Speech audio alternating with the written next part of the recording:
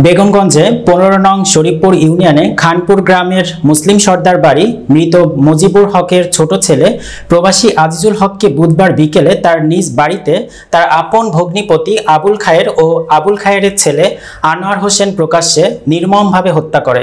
বৃহস্পতিবার বিকেলে স্থানীয় এলাকাবাসী ও মরহুমের পরিবারবর্গ হত্যাকারীদের দ্রুত গ্রেপ্তার করার জন্য মানববন্ধন করেন। মানববন্ধনে বক্তব্য রাখেন স্থানীয় মেম্বার বাহার উদ্দিন, রফিকুল্লাহ, মরহুমের বড় ভাই আব্দুল জলিল, মরহুমের 6 বছরের শিশু বাচ্চু জোবাদার সহ এলাকাবাসী।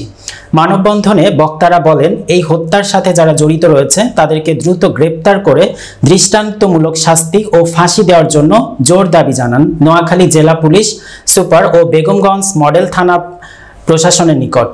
বেগমগঞ্জ মডেল থানা অফিসার ইনচার্জ লিটন দেওয়ান বলেন, খবর শুনে ঘটনাস্থল পরিদর্শন করেন বেগমগঞ্জ থানা পুলিশ। এই হত্যার সাথে জড়িতদের গ্রেপ্তারের জন্য আমাদের টিম কাজ করছেন।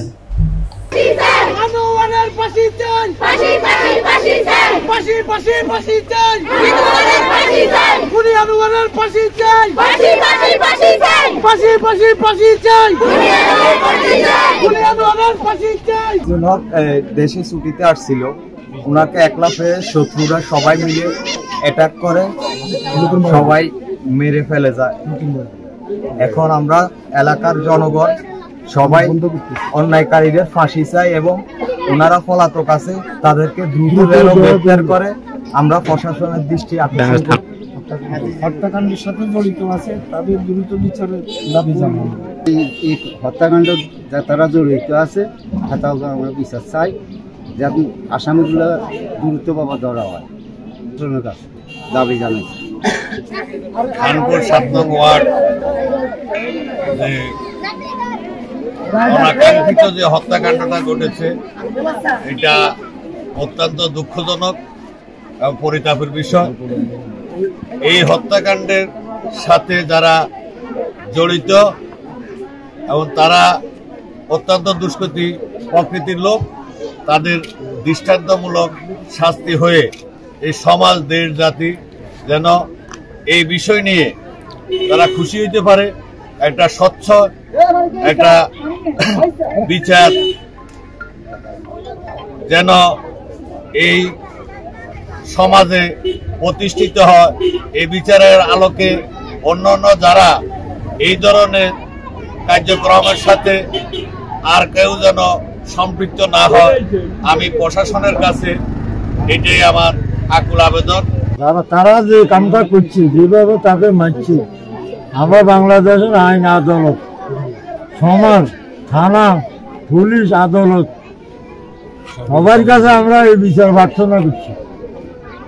তার উপরে জুলুম করছে, তারা অন্যায়ভাবে যে জায়গাতে মারছে ওই জায়গাতে সে মারাই গেছে।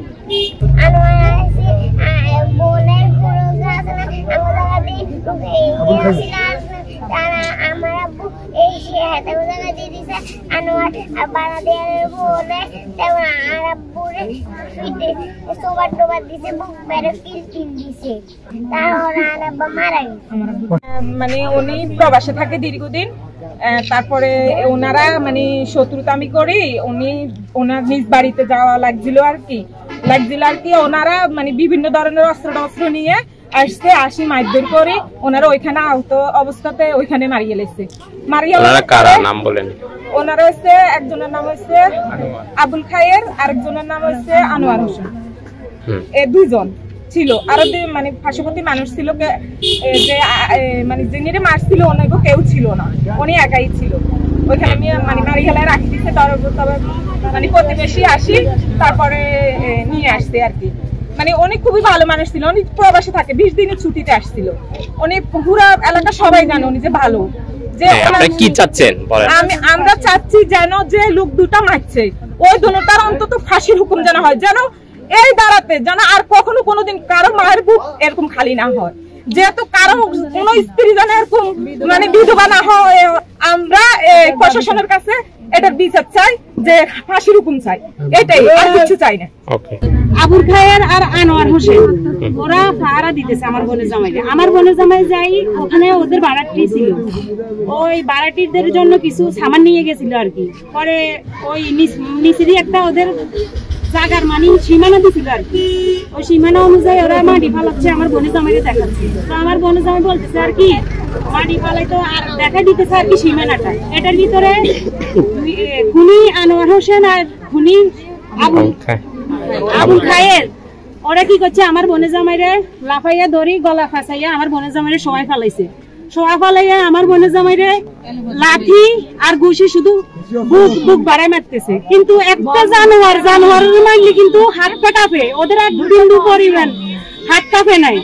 একটা মানুষ তাকে ছিল না। ওরা আমার বোনের জামাইরে ওখানে মারি, হ্যাঁ ওরা এদিকে আসে বলতেছে ও কিছু কিলকনি দিছি, ও ঘুরি পড়ে গেছে। তো আমরা কিচ্ছু চাই না এবার।